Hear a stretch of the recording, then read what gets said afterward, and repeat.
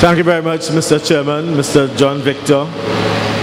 My cabinet colleague, my friend, my brother of many years, the very distinguished Member of Parliament for Faizabad, and the Honourable Minister of Transport, Honourable Chanjay Sharma, the Honourable Rujunat Indar Singh, Minister in the Ministry of Finance and the Economy and Member of Parliament for Couva South, and who's hosting us here in his constituency.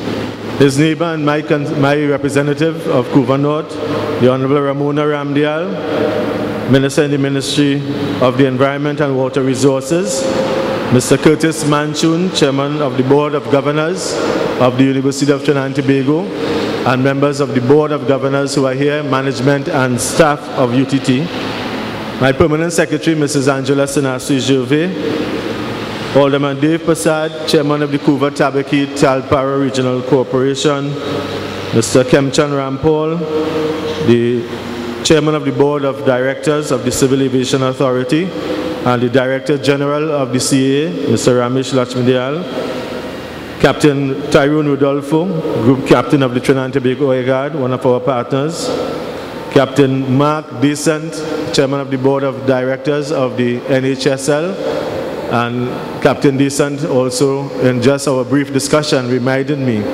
that he is one of the only, if not among the very few, but I think it's only, captain currently employed by Caribbean Airlines and also flies the rotary craft. Congratulations, Captain. Well done. From what Minister Sharma would have indicated where you started. CEO of NHSL, Mr. Joshi Mahabir, our neighbor to the southern side of where we sitting or standing, Brico Airways, Mr. Harry Das, Chairman, and members of the Brico family, members of state boards, chairmen and CEOs. I also want to specially mention in our midst, and I didn't realize they were going to be here, I'd like to ask them to stand, my very good friends from Singapore, the Singapore delegation. Could you give them a Trainee welcome? Thank you very much. The Singapore delegation is here together with the CARICOM ambassador, His Excellency Kemal Sadiq. I suspect Minister Sharma and I will be meeting with him a little later on.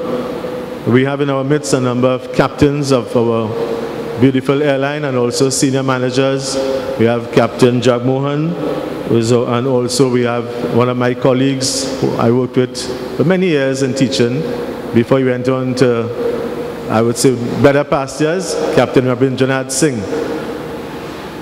Trainees, members of the media, ladies and gentlemen, as Minister Indar Singh indicated, just 10 months ago, we signed an agreement, and I wish to also recognize at that time the assistance and contribution of the Honourable Minister of Transport, Honourable Devan Maharaj. And we signed that agreement in the hangar of Caribbean Airlines Limited. 10 months subsequent to that, we are in another hangar. We are now launching formally the Aviation Institute of Trinidad and Tobago, the first of its kind in this part of the world. And previous to now, what we had in this part of the world, and in fact, where you are sitting, if you were to point your hand northeast of where you are, you might land up on what used to be 2 airstrips of Waller Field. And there, when I was younger and I wanted to become a pilot, we would have applied to CATI, the Caribbean Air Training Institute, which was run by another CARICOM person. I remember his name as Captain Alex Phillips. He was from Guyana. And one of my friends in class, as a matter of fact, we're very fortunate that His Excellency Anthony Thomas Aquinas Carmona went on to do law. And he's from the constituency of Honourable Chanjay Sharma, and he's now the president of the country. But there was another classmate of mine, and in fact we have some classmates sitting here, Mr. Manchun and Mr. Ragunanan as well, and we have our teacher, Brother Michael Samuel, who went on to become principal. My friend Jean Talma and I decided that we were going to study to become pilots. Well, Jean came from Texaco School, and of course, his father worked in Texaco, while my father worked at Carney Limited. You would have heard from Minister Indar Singh. So the ability to pay the fees to become pilots would have been vastly different in the case of Jean and in my father. But what caused the change with respect to my father is when I went home and I told him I wanted to become a pilot because we were both going to Presentation College San Fernando and we would have qualified with the basic entry requirements. I only had one brother, we have no sisters, and my father at that time turned to me and he looked at me and he says, "Boy, you see any branch up there in the sky? If you fall from that sky with that plane, it has no branch to catch you." And that was the end of the story. No more piloting for me. So here I am today, launching a school, an aviation institute, the vision of which will be training our pilots right here in Trinidad and Tobago in the years to come. I want to tell you, as we launch this licensed electrical and instrumentation avionics program with 16 students on board, we are very proud as well to say that we have a female, Homoti Ramlal.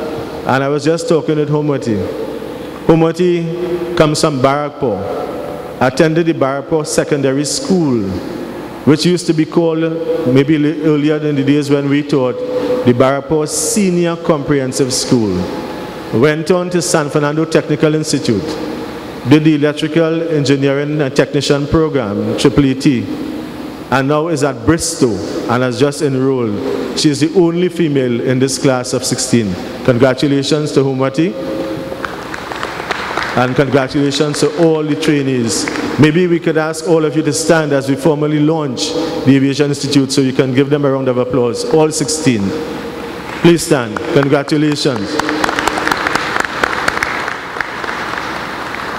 Thank you very much. Ladies and gentlemen, there's a demand for aviation personnel, and particularly for mechanics and technicians and engineers globally. You just need to look at the McKinsey report and you will see the kind of figures we are talking about in terms of the shortage. But not only are we talking about the shortage of personnel, in fact some of those countries abroad lack an apprenticeship program where people can graduate from entry towards whatever else they would want to become at senior levels operating in the airline. I want to ask my cabinet colleague, the Honourable Minister of Transport, to also consider that within a very short time, I'll be asking him for his agreement to launch another program in the aviation sector, which I want to call OJTA. OJT, on-the-job training, aviation. And why is it not possible? We have Mr. Birju here from the Airport Authority. Why is it not possible for us to have our young boys and our young girls work right here, work at the Air Guard, work in the airport, both in Trinidad and Tobago, and work anywhere else in the stations in terms of the aviation sector? Minister Sharma told you about $850 million that the government of Trinidad and Tobago has expended on the government assistance for tuition expenses, the GATE program. But we must create the opportunities for our young boys and girls exiting the secondary school system. You don't have to wait to graduate with A-levels. You don't have to wait to go on to do a degree. And particularly if you are going to Embry-Riddle Aeronautical University, if that is your dream, it does not come cheap. And therefore, one of the things that we're looking at here, and I've platformed the Ministry of Tertiary Education and Skills Training, I'm now saying that that slogan has moved from providing a world of opportunity to building the brains of Trinidad and Tobago. That is the concept we want to share with our boys and girls, our men and women, our citizens of Trinidad and Tobago. So that while we launch the Aviation Institute, you may ask, while we are doing this technician program and this engineer license for avionics, what else will this institute be doing? Well, if you look just right to the back of me and to the front of you where you are seated, you will see that we have an aircraft there, a rotorcraft, a helicopter. And therefore, if you look at Caribbean Airlines as well, you will see that they have their own machine shops. Welding is going to be something that is important. Welding. Upholstery. When I met Mr. Lachmidial many years ago, he was the person that BWI will send across to Boeing or the other companies that manufacture the aircraft to ensure that they are properly outfitted. That is a skill that he has. That is a skill we like to ask him to transfer to our young boys and girls in Trinidad and Tobago. the sewing of life jackets, emergency slides, tires, brakes, painting, riveting, greasing. All of these are occupational areas that our boys and girls, our men and women can get involved in. But what else can we do in terms of an aviation institute? Both in terms of the fixed wing and the rotary wings, the AML modules, this program that we are going to start today, will involve avionics electrics. It will involve instruments, radio communication and navigation, autopilot, all of which can form part of a Bachelor of Science degree in aviation technology and can be offered as a standalone. So that what they are doing here today and what we are starting is we are planting this seed, and we know for a fact that we are going to reap the harvest with our boys and girls, our men and women who will be educated and who will find well-paying, sustainable jobs. We have in the audience Mr. Manwar Ali, who lives not too far from here, who used to head a senior air traffic controller. We want to ask people like Mr. Ali to come back and assist people here in the tower voluntarily to build the brains. That is what mentorship is all about. That is what building an economy is all about. That is what competitiveness is all about. You just need to see what my friends in Singapore has done, and I'll talk about Singapore very briefly, not recognizing that they were going to be here this morning. What are some of the other programs the Aviation Institute can offer? I hope you are hearing me in the back. Can you wave if you're hearing me? Right, very good. We propose that this institute will also offer the Diploma in Air Navigation, a Diploma in ATC Management, Safety Management in Civil Aviation, a Diploma in International Air Law, Aircraft Lease Management, Revenue Accounting and Management in Aviation, a Diploma in Airport Operations Management. We have here in our midst people who have gone through the master's program in aviation management at the University of the West Indies, St. Augustine. We want to also offer a certificate program in ground operations optimization, in aero operations and industry affairs, even in terms of security in aviation. All of these and many more are some of the programs that you will be seeing soon in the brochures that will be promoting the programs of the aviation industry of Trinidad and Tobago. Non-destructive testing, the licenses for authorization to sign off an aircraft. All of those are very important things. So you will be seeing very shortly the full gamut of programs as we continue to expand the Aviation Institute of Trinidad and Tobago. And if you didn't believe that this was really a very auspicious occasion, blessed by Almighty God, all you have to do is look to your right and you will see the blessings from above are coming onto the ground. That is what this is about. It is a day that the Lord has made for us so that we may rejoice and be happy in it while we celebrate the accomplishments of our citizens of Trinidad and Tobago. I think I'll just pause for a few minutes while the aircraft takes off, because as it gets closer to us, you're going to hear more noise. But we don't mind that. What we do is when we plan this program, we know that you will have the touch of reality to the classroom. So you can actually see some of the aircraft landing and taking off. In Trinidad and Tobago, it is our vision to build this country into an aviation hub together with my cabinet colleague, the Minister of Transport.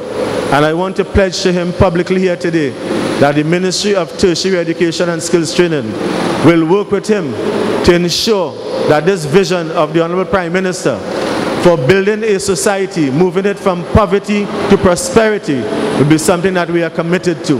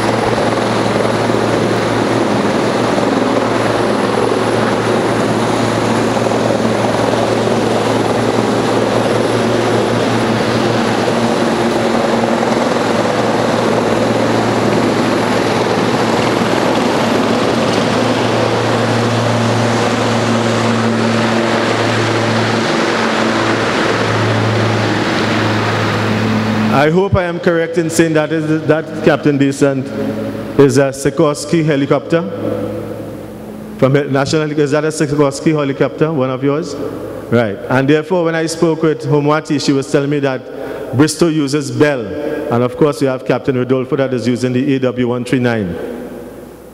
Andy? Sikorsky. Okay. Bristol as well uses Sikorsky. The Director of Civil Aviation is adding to that. As I was saying, it is our vision and our dream that when you come back here in the next decade or so, we can boast and say that Trinidad and Tobago has truly moved towards the aviation hub in this part of the world. We are indeed the gateways to the Americas. We have easy connectivity to North America, to Central America, to South America. But what are some of the benefits of this program? Our students will no longer have to leave Trinidad and Tobago to go abroad. As Honourable Ramona Ramdial indicated, it will be a saving of foreign exchange. It will be no more having to bear the challenges of getting a visa to study abroad. It will be the expansion of job opportunities here in Trinidad and Tobago. We are very proud of our national airline, which has about 5 ATRs, 16 Boeing 737s, and 2 767 Boeing. I tell you that to tell you that we are expanding the fleet throughout Trinidad and Tobago, particularly in terms of passenger travel, but also in terms of the autocraft, the helicopters, the rotorcraft. In terms of the helicopters, the expansion of opportunities for national helicopters further afield in the rest of the Caribbean, and particularly in South America, the mainland with Guyana and Suriname. And very shortly we are hearing about the expansion of oil and gas in Tobago. I want to also tell you why we have decided to launch the Aviation Institute. I don't know if you'll remember, but I recall that in 2009, I'm sure my friends at former BWIA and Caribbean Airlines will recall, in 2009, the then Prime Minister and Minister of Finance, in reading the national budget, indicated that the government at that time was interested in building a Caribbean Airlines maintenance facility at Point Celines in Grenada. Well, we expect that that Caribbean Airlines maintenance facility or any other maintenance facilities, as Captain Decent indicated, why not have that in Trinidad and Tobago? Why not the potential for the expansion of lands that we have here? So that in the future, what Michael Porter talks about, competitiveness and cluster industries, can be right here. Why not aviation maintenance? Why not brakes manufacturing? Why not the testing of aircraft? Why not the landing of executive jets for those persons who are going on to the Point Lisas Industrial Estate?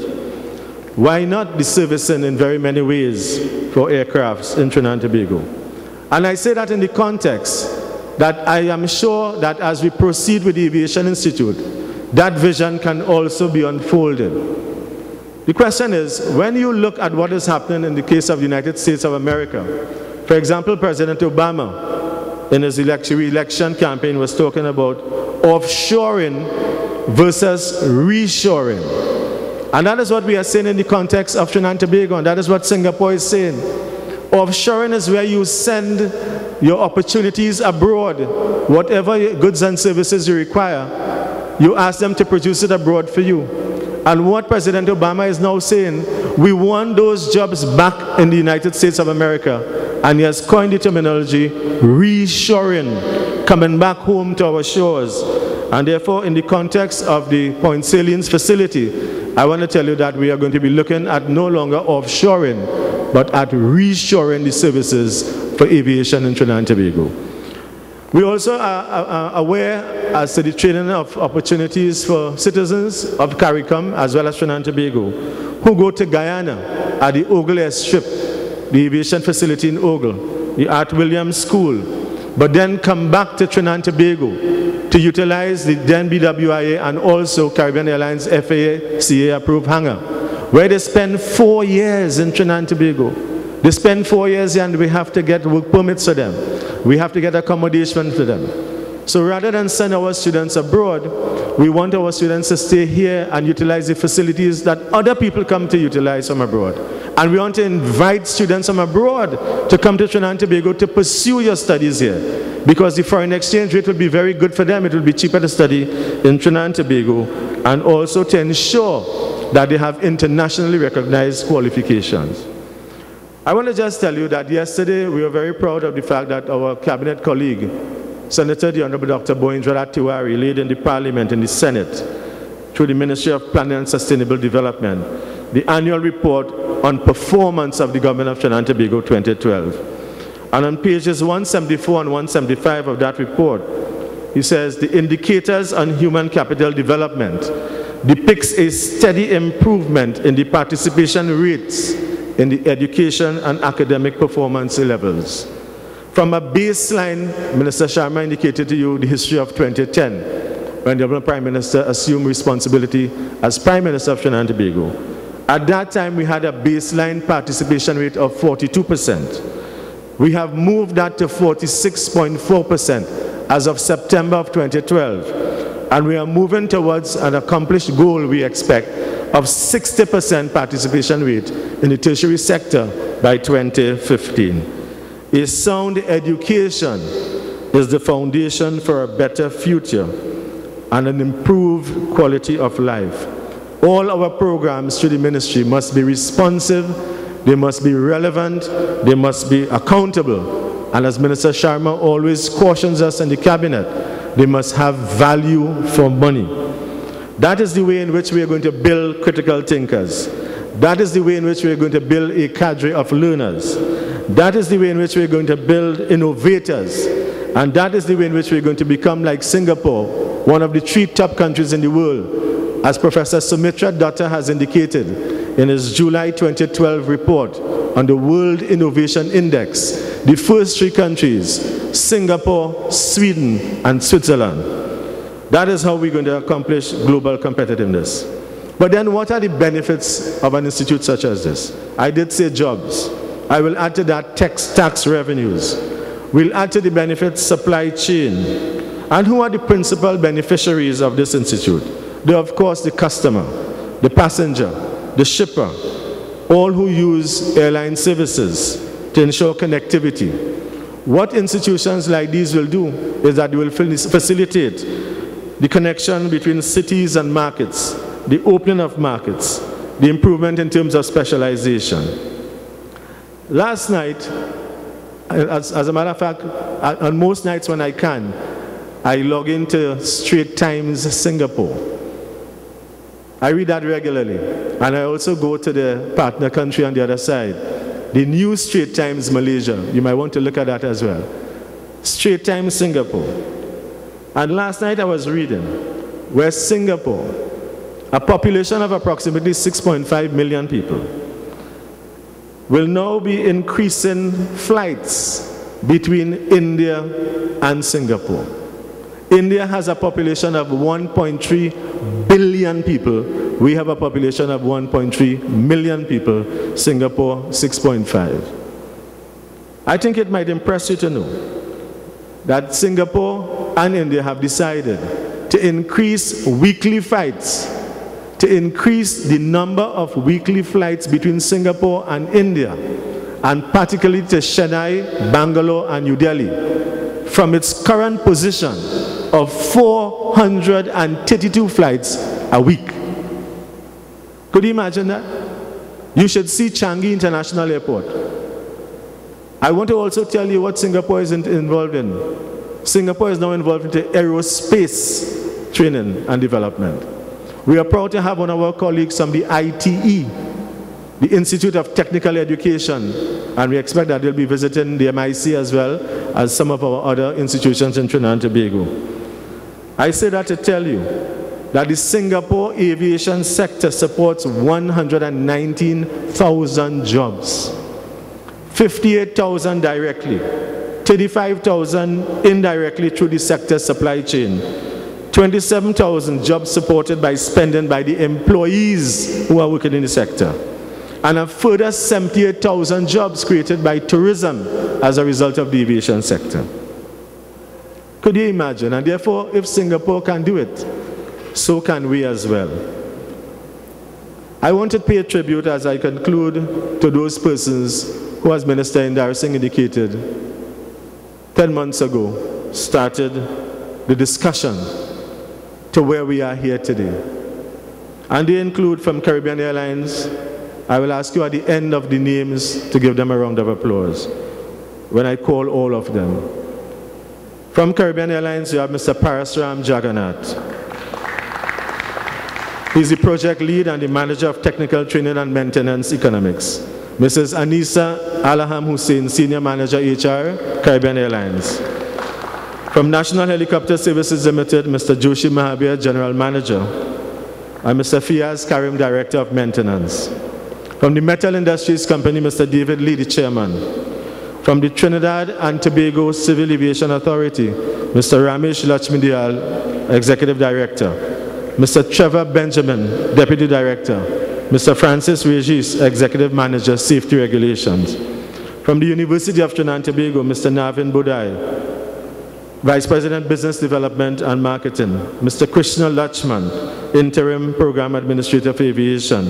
Mr. Marlon Indar Prasad, Senior Officer, Business Development and Marketing. And we can add to this list Mr. Pollard, who has just been assigned to the Aviation Institute. Can you give them all a hearty round of applause?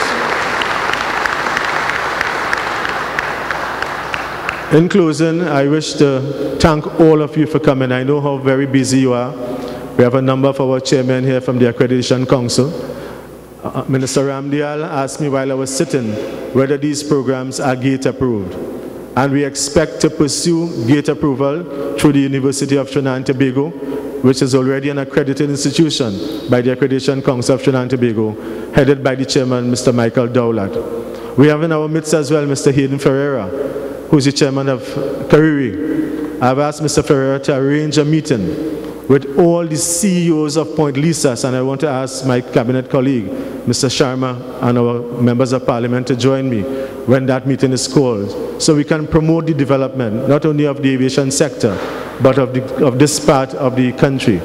I want to also tell you why we are focusing as well on the development within this area. It belongs to the 4 C's, and the 4 C's is really an area of cluster development that the budget of September 2010 has mentioned as an area for development, as indeed the East Port of Spain Development Company. And the 4 C's is Charleville, Shogunas, Carpichaima, and Couva. So ladies and gentlemen, I want to ask you to also give my cabinet colleague, without whom this program would not have been possible, the Honourable Chandra Sharma, to give him an appreciative round of applause for gracing us with his presence and for supporting this initiative. To all the students, I say congratulations on your selection. Ensure that you are steadfast in your studies. It is not going to be a short journey, because what we are doing is really opening a world of opportunities, as the previous slogan of the Ministry of Science, Technology and Tertiary Education says. But more importantly, as you are here today, under the distinguished leadership of our Honourable Prime Minister, Mrs. Kamla Persad-Bissessar, and I ask you to also give her a tremendous round of applause for her leadership, her vision, her commitment, her dedication, and her love for the people of Trinidad and Tobago. I wish to also say that we look forward to very many programs, as we do like Singapore, as we do like the BRICS countries, Brazil, Russia, India, China, and South Africa. Trinidad and Tobago must always be known as a country that is building the brains for the future, where we unleash the human capital and will truly be among the nations of the world as a competitive nation. I thank you very much.